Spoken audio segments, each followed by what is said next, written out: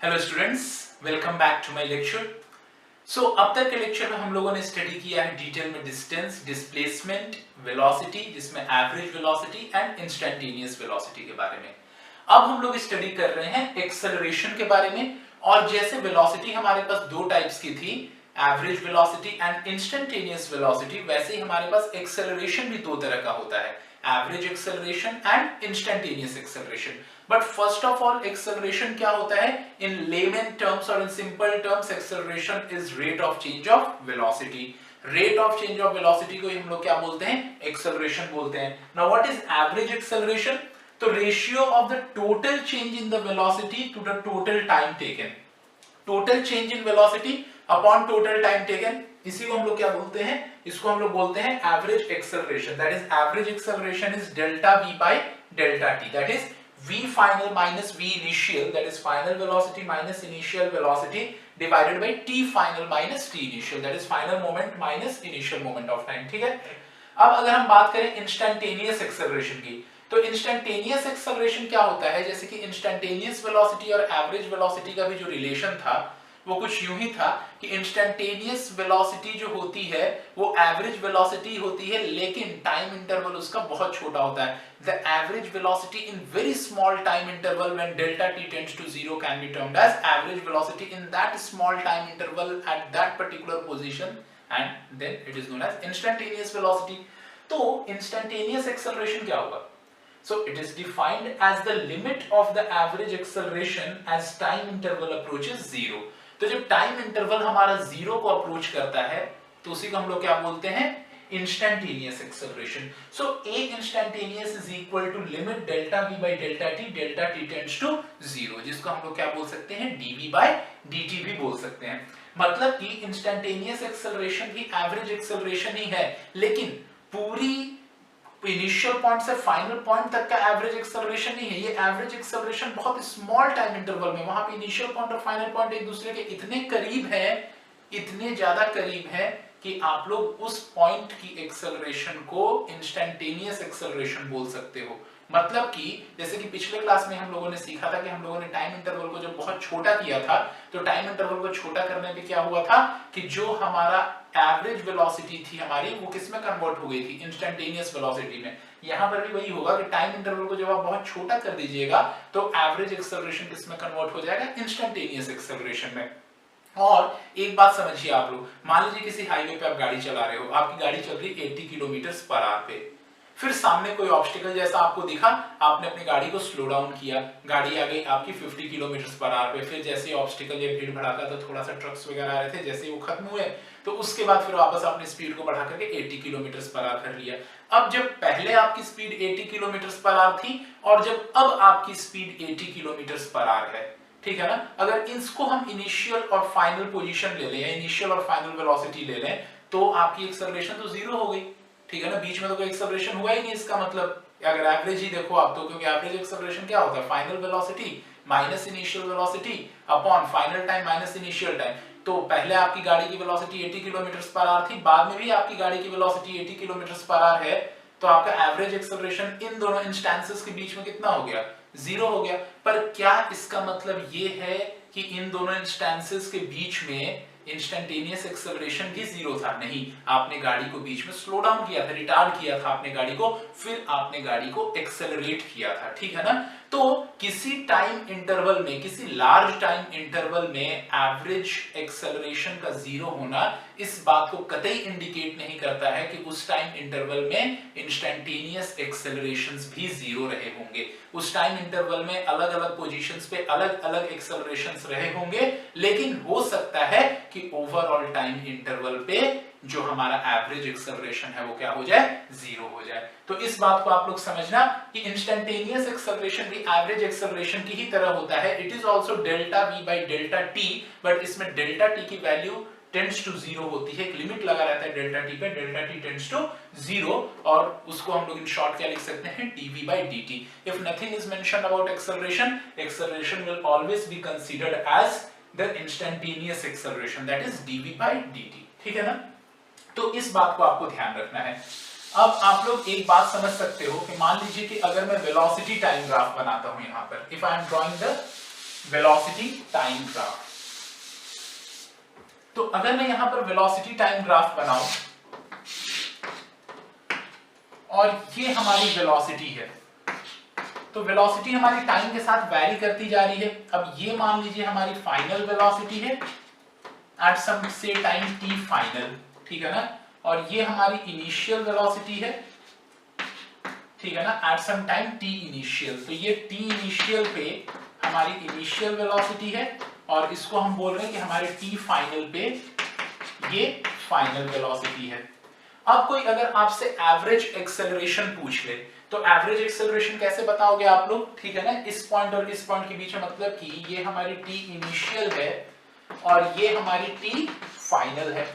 तो अब अगर कोई आपसे पूछ ले कि टी फाइनल और टी इनिशियल के बीच में आप एवरेज एक्सेलरेशन बताइए, टी फाइनल और टी इनिशियल के बीच में एवरेज एक्सेलरेशन बताइए, तो कैसे बताइएगा आप लोग इसमें?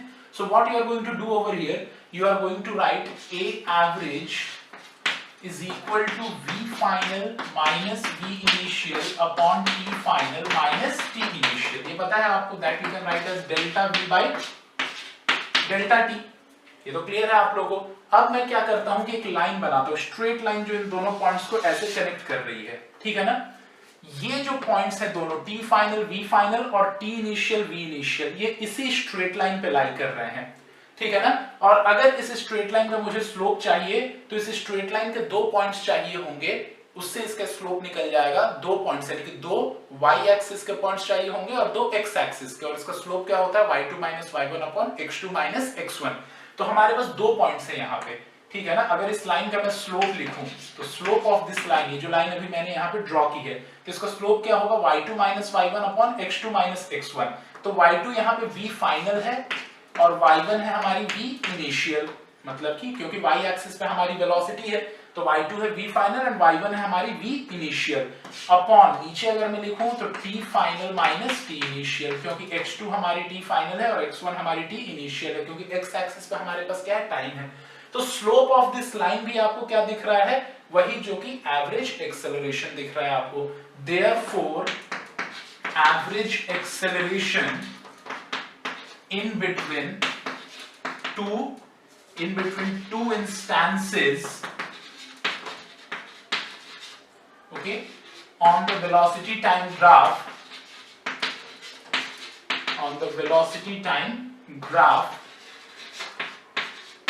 is equal to the slope of the line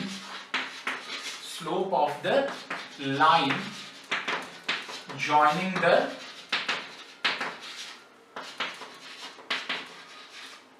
the velocities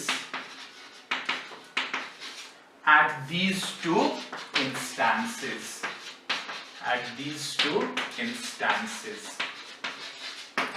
ठीक है। तो इस बात को ध्यान रखिएगा, यानी कि एवरेज एक्सेलरेशन अगर आपको वेलोसिटी टाइम ग्राफ में कैलकुलेट करनी हो, so average acceleration is the slope of the line joining the two points on the velocity time curve, okay। मान लीजिए कि आपसे बोले कि इस पॉइंट और इस पॉइंट के बीच में एवरेज एक्सेलरेशन कैलकुलेट कीजिए, तो इन दोनों पॉइंट्स को कनेक्ट करती हुई एक लाइन बना दीजिए, और जब आप इनको कनेक्ट करती हुई एक लाइन बनाइएगा इन दोनों पॉइंट्स को, तो उस केस में क्या हो जाएगा, उस लाइन का हम स्लोप जब कैलकुलेट करेंगे तो वही किसमें कन्वर्ट हो जाएगा, एवरेज एक्सेलरेशन में। अब आप यहाँ पे देख सकते हो कि अलग अलग पॉइंट सेलेक्ट कीजिएगा तो लाइन की अलग अलग स्लोप्स आएंगे, ठीक उसी तरह जैसा कि हमने किसमें पढ़ा था, वेलोसिटी टाइम ग्राफ में, ठीक है। अब मान लीजिए कि इसी में अगर ऐसे ही आपके पास लाइन है, ठीक है, यही हमारे पास वापस कर्व, ऐसे ही कर्व है हमारे पास, और जो पॉइंट है बहुत करीब है इसी कर्व पे, अगर हम देखें तो अगर हम पॉइंट अब सेलेक्ट कर रहे हैं तो now points are very close to each other. यहीं पे हमारी टी फाइनल है, ठीक है ना, और यहीं पे हमारी टी इनिशियल है, और यहीं पे हमारी v फाइनल है, और यहीं पे हमारी v इनिशियल है। वो दोनों पॉइंट्स बहुत करीब है एक दूसरे के, मतलब कि डेल्टा v जो है, that is v final minus v initial, वो बहुत छोटा है, क्योंकि t final minus t initial भी बहुत छोटा है। यहाँ पे जहां पे t फाइनल है लगभग वहीं पर t इनिशियल है, और जहां पे v फाइनल है लगभग वहीं पर v इनिशियल है।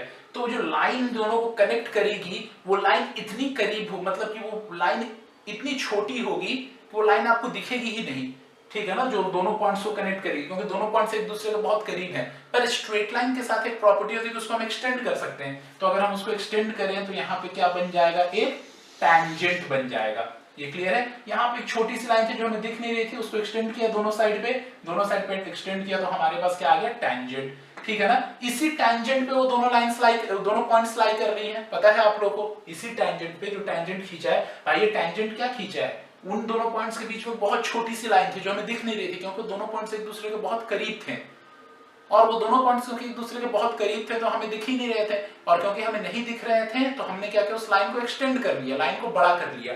अब जब हमने उस लाइन को एक्सटेंड किया, बड़ा किया, तो इस लाइन पे अब हम लोगों ने दो पॉइंट्स, वो जो दोनों पॉइंट्स थे वो क्योंकि इसी लाइन पे लाई कर रहे हैं, तो इस लाइन का अगर हम स्लोप कैलकुलेट कर ले तो हमें क्या मिल जाती है, इस पॉइंट की, उन दोनों पॉइंट्स के बीच की एवरेज वेलोसिटी। लेकिन उन दोनों पॉइंट्स के बीच की एवरेज वेलोसिटी जो होगी वही कहलाएगी इस इंस्टेंट की इंस्टेंटेनियस वेलोसिटी। क्योंकि यहां पे एक बात समझिएगा, t final minus t initial almost tends to 0 is approximately equal to 0, बहुत करीब है एक दूसरे के, यानी डेल्टा t tends to क्या मैं लिख दूंगा, 0 लिख दूंगा। टाइम इंटरवल बहुत छोटा है, ठीक है ना। तो अब जब यहां पे मैं एवरेज एक्सेलरेशन लिखूंगा, a average in this time interval, तो मैं लिखूंगा delta v by delta t, लेकिन एक लिमिट मैंने लगाया है डेल्टा t पे, limit delta t tends to 0, limit delta t tends to मैंने क्या कर दिया है, 0 कर दिया है, ठीक है ना। तो limit delta t tends to 0 करने पे अब इन दोनों पॉइंट्स के बीच की जो बहुत करीब वाले पॉइंट्स है, जो एवरेज एक्सेलरेशन है, वही हमारी क्या कहलाती है, instantaneous acceleration. So instantaneous acceleration is nothing but average acceleration only, but in average acceleration we'll have to put the limiting value of time delta t tends to 0, okay. और इसी को हम लोग क्या बोलेंगे, dv by dt, ठीक है ना। तो instantaneous acceleration at any point, instantaneous acceleration at any point on the velocity time graph can be calculated by checking the slope of the tangent at that point, okay। instantaneous acceleration मान लो आपको बोले कि calculate कीजिए कहीं पर, तो आप क्या कीजिएगा, उस पॉइंट पर टेंजेंट का स्लोप चेक कर लीजिएगा। अब यहाँ पे टेंजेंट का स्लोप चेक करना, तो इस टेंजेंट पे कोई भी आर्बिट्रेरली दो पॉइंट आप अपने मन से सिलेक्ट कर लीजिए, ठीक है ना, कोई सा भी दो पॉइंट। और यहाँ पे एक मान लीजिए कि आपके पास आ गया v1, t1, और यहाँ पे आ गया v2, t2, इसी टेंजेंट पे, ठीक है ना। तो यहाँ पे इंस्टेंटेनियस एक्सेलरेशन a इंस्टेंटेनियस इस पॉइंट की क्या हो जाएगी, so it is v2 minus v1 divided by t2 minus t1, okay. v2 minus v1 divided by t2 minus t1, ये इस पॉइंट की इंस्टेंटेनियस एक्सेलरेशन होगी, क्योंकि ये जो टेंजेंट है वो इस पॉइंट का है। तो ये बात क्लियर है आप लोगों को, मतलब कि एवरेज वेलोसिटी ही इंस्टेंटेनियस वेलोसिटी में कन्वर्ट हो जाती है, जबकि हम टाइम लिमिट को क्या कर दे, बहुत स्मॉल कर दे। इस बात को आप लोग ध्यान रखना। अगर मान लीजिए कि आपसे दो पॉइंट्स के बीच में एवरेज वेलोसिटी पूछे, तो उन दोनों पॉइंट्स को जोड़ती हुई लाइन बना दो, उस लाइन का स्लोप जो होता है वही हमारी क्या हो जाती है, एवरेज वेलोसिटी हो जाती है, ठीक है ना। और वहां पर दोनों पॉइंट्स हमें अलग अलग दिखते हैं, तो उन्हीं दोनों पॉइंट्स के बीच में क्या कर लेते हैं, v final minus v initial upon t final minus t initial, तो हमें क्या पता चल जाता है, एवरेज एक्सेलरेशन। इंस्टेंटेनियस एक्सेलरेशन में दोनों पॉइंट्स एक दूसरे के बहुत करीब रहते हैं, तो हमें अलग अलग नहीं दिखते हैं। लेकिन हमें एक बात पता है कि ये जो टेंजेंट है, वो जो टेंजेंट को छोटे हिस्से को देखें तो वही उसी टेंजेंट का जो स्लोप है हमें इंस्टेंटेनियस एक्सेलरेशन देगा, क्योंकि उन दोनों पॉइंट्स को ये टेंजेंट ही कनेक्ट कर रहा है इंटरनली। अगर आप देखो तो जिसको हमने एक्सटेंड करके और बड़ा कर लिया है, तो इस टेंजेंट पे कोई दो पॉइंट्स अपने मन से सिलेक्ट कर लेंगे, ठीक है ना। और इन दोनों पॉइंट्स पे फिर हम स्लोप निकाल लेंगे इन दोनों पॉइंट्स की मदद से, v2 minus v1 upon t2 minus t1। और स्ट्रेट लाइन का स्लोप क्योंकि चेंज नहीं होता है, स्ट्रेट लाइन का स्लोप कांस्टेंट होता है, तो जो इसका स्लोप यहाँ होगा वही इसका स्लोप यहाँ होगा, वही इसका स्लोप यहाँ होगा, वही इसका स्लोप यहाँ होगा, तो इसलिए वही इसका स्लोप यहाँ पर भी होगा, और जो इस स्ट्रेट लाइन का स्लोप यहाँ पे होगा वही यहाँ का एक्सेलरेशन होगा। ये क्लियर है। तो इस बात को ध्यान रखना कि कहीं पर भी अगर आपको इंस्टेंटेनियस एक्सेलरेशन कैलकुलेट करना होता है तो वहां पे टेंजेंट बना लो, और उस टेंजेंट पे दो पॉइंट्स अपने मन से चुन लो आप, ठीक है ना। और फिर उन दोनों पॉइंट्स की मदद से उस टेंजेंट का स्लोप निकाल लो, और फिर जिस पॉइंट पे कर्व के वो टेंजेंट है उस पॉइंट की आपको इंस्टेंटेनियस एक्सेलरेशन पता चल जाएगी, ओके। तो हमें एक बात तो पता है कि जो वेलोसिटी टाइम ग्राफ होती है उसका जो स्लोप होता है वो हमें क्या देता है, एक्सेलरेशन देता है, ठीक है ना। तो ये जो हमारे पास वेलोसिटी टाइम कर्व हमें दिख रहा है, इसका अगर हम स्लोप कैलकुलेट करें अलग अलग जगह पे अगर हम स्लोप देखें तो वो हमें क्या देगा, एक्सेलरेशन। एक बात और आपको पता है कि अगर tan थीटा की वैल्यू, ठीक है ना, हमारा स्लोप जो होता है वो क्या होता है, tan थीटा। तो tan थीटा अगर पॉजिटिव है तो स्लोप पॉजिटिव है, tan थीटा 0 है तो स्लोप 0 है, tan थीटा नेगेटिव है तो स्लोप नेगेटिव है। ये क्लियर है आप लोगों को, जहां पे थीटा हमेशा सामने वाली हॉरिजॉन्टल के साथ नापा जाता है। इसका मतलब ये है कि मान लीजिए अगर कोई लाइन यूं है तो इसकी थीटा जो है वो एक्यूट है, इसका मतलब tan थीटा पॉजिटिव होगा। क्यों? क्योंकि थीटा इक्वल टू 0 डिग्री से 90 डिग्री तक tan थीटा क्या होता है, पॉजिटिव। अगर बिल्कुल कोई लाइन यूं है तो उसकी मतलब अगर 90 डिग्री पे है कोई लाइन तो उसकी जो स्लोप है वो इनफाइनाइट कहलाएगी, नॉट डिफाइंड, या भी बोल सकते हो 11 टर्म्स में, या तो इनफाइनाइट कहलाएगी इसकी जो स्लोप है। क्यों? क्योंकि tan 90 क्या होता है, इनफाइनाइट होता है। अगर कोई लाइन यूं है, इसकी थीटा जो है वो ऑब्ट्यूस है, तो इसकी जो स्लोप है वो नेगेटिव कहलाएगी। क्यों इसकी स्लोप नेगेटिव कहलाएगी? क्योंकि थीटा जो है वो ग्रेटर देन 90 डिग्री है एंड tan थीटा फिर क्या हो जाएगा, नेगेटिव हो जाएगा। ठीक है ना, तो इस बात को आप लोग ध्यान रखना। तो हमारे पास अगर कोई वेलोसिटी टाइम ग्राफ है यहाँ पर, तो इस वेलोसिटी टाइम ग्राफ के अगर मैं यहाँ पे कोई लाइन खींचता हूँ यूं, ठीक है ना, इसकी टेंजेंट यहाँ पे बनाता हूँ, तो आप देखो कि ये लाइन जो है इसकी जो एंगल है वो एक्यूट एंगल है, यानी इस लाइन का स्लोप जो है वो पॉजिटिव है, और क्योंकि इस लाइन का स्लोप पॉजिटिव है तो देयरफॉर यहाँ पे एक्सेलरेशन क्या हो जाएगा, पॉजिटिव, यानी एक्सेलरेशन एट पॉइंट ए जो है वो क्या है, पॉजिटिव है। अब यही यदि हम लोग पॉइंट बी पर देखें तो पॉइंट बी पर ये लाइन जो है ये पैरेलल टू एक्स एक्सिस है, यानी कि थीटा की वैल्यू 0 डिग्रीज है, यानी tan 0 0 होगा। यानी अगर पॉइंट बी पर टेंजेंट का स्लोप देखो तो 0 है, और टेंजेंट का स्लोप ही एक्सेलरेशन देता है, instantaneous acceleration, therefore instantaneous acceleration at point B is 0। वैसे पॉइंट सी पे अगर हम टेंजेंट बनाएं तो पॉइंट सी पे जो टेंजेंट है यूं है, यूं मतलब कि ये सामने वाली हॉरिजॉन्टल के साथ जो एंगल थीटा बनाएगा it is greater than 90 degrees, therefore tan theta negative हो जाएगी, यानी acceleration at point C is equal to negative.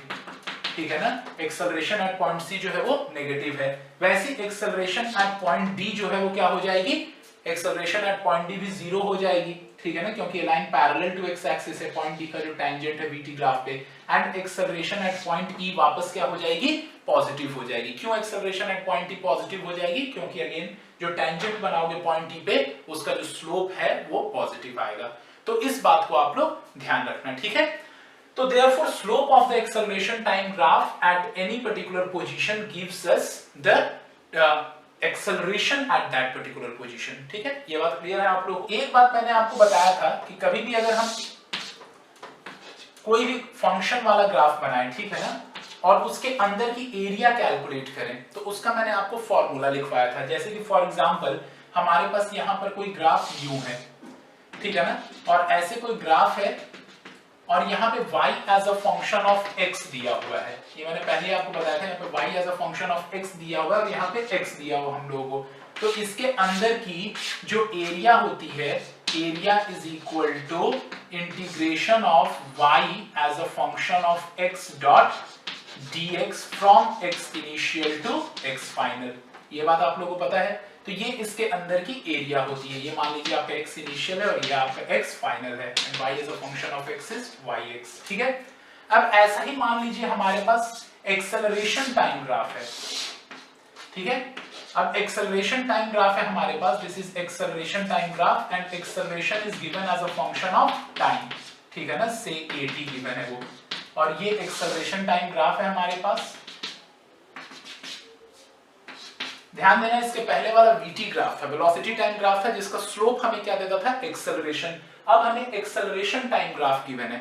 अब इस एक्सेलरेशन टाइम ग्राफ के अंदर की अगर मैं एरिया कैलकुलेट करना चाहूं, तो इस एक्सेलरेशन टाइम ग्राफ की अगर मैं एरिया कैलकुलेट करना चाहूं टी इनिशियल से लेकर के टी फाइनल तक, तो ये क्या हो जाएगा, एरिया।